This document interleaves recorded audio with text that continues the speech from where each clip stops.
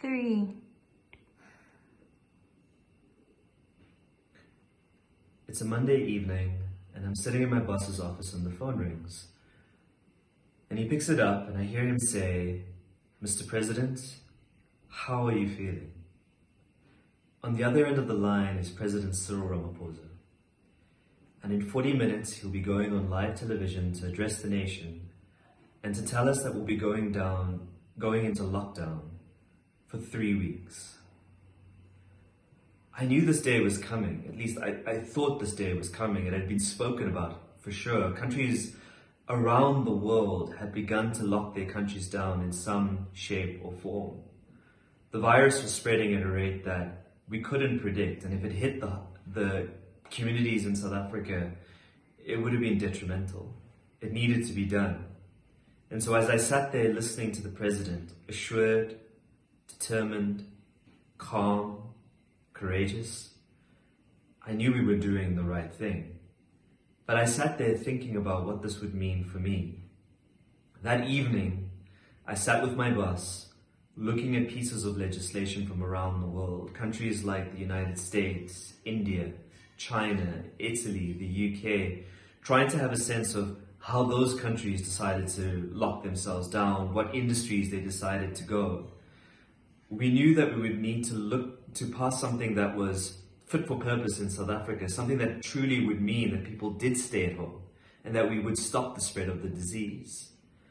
Over the next 2 days, my phone rang constantly. CEOs and lobbyists telling me that their industry was essential, and if people couldn't get access to the goods they were selling or the services they had, that would be a problem. And each and every one of them on the surface sounded reasonable, but if every one of those industries was allowed to operate, we wouldn't have a proper lockdown. We needed something that would prevent the spread of the disease. I've worked in government for 2 years, and over that time I've done some amazing and incredible things. And if I were to walk through the highlight reel, it's been passing legislation through Parliament, it's been restructuring companies with 40,000 workers on the verge of bankruptcy, it's raising money through 2 investment conferences. But nothing could possibly have prepared me for this, and if I had worked in government for 20, 30 years, I don't think anyone would have. There's no rule book for how you do this. And even if you look at other countries, there's no way of saying that that's going to work here in South Africa.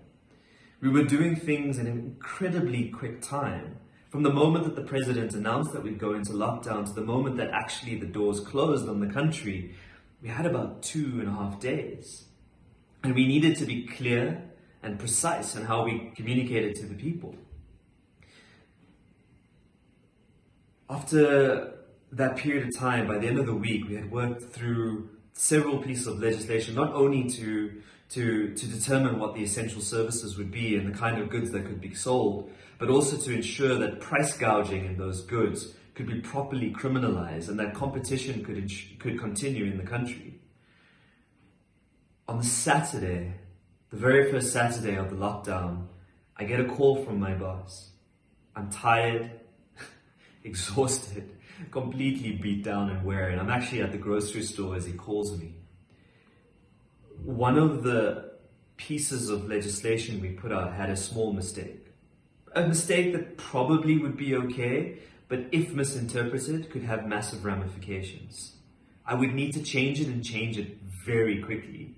I spent the rest of that afternoon and evening on the phone with lawyers, colleagues, trying to make sure that we got it done and got it done right. And by the end of it, I sat there feeling like I had achieved or accomplished what I needed to achieve, but worn and beaten down. I looked at my phone and all I could do was cry. Sob, really, uncontrollably. My girlfriend came to try and console me, and I put my head on her shoulders and she said to me, "It's going to be okay." But every single time she said that, I cried even harder because I wasn't sure that it would be. This crisis has going to have its toll on all of us. Those of us sitting at home not knowing when we're going to go back to work again. Those of us on the front lines wondering, is this the worst that we're going to see, or is there more still to come? It's hard to know what's going to happen in South Africa. It's hard to know how we'll go through this. We feel sometimes like we're doing things alone because there's just no one telling us how we ought to do what we're doing. The truth of this, we're all in it together in that sense. We're all doing things that I don't think we were prepared to do. Whether it's sit at home for hours not knowing when you can leave the house again, or be out there passing legislation that's going to impact the lives of 58 million South Africans. In the early days of my career, I would agonize over an email that would just go to one person. And all of a sudden, you're doing things that's going to impact the lives of so many more. This is the story without an end. This is a story really without even a middle. And it's a story without those things because it's only just unfolding. We probably have a very long road to go.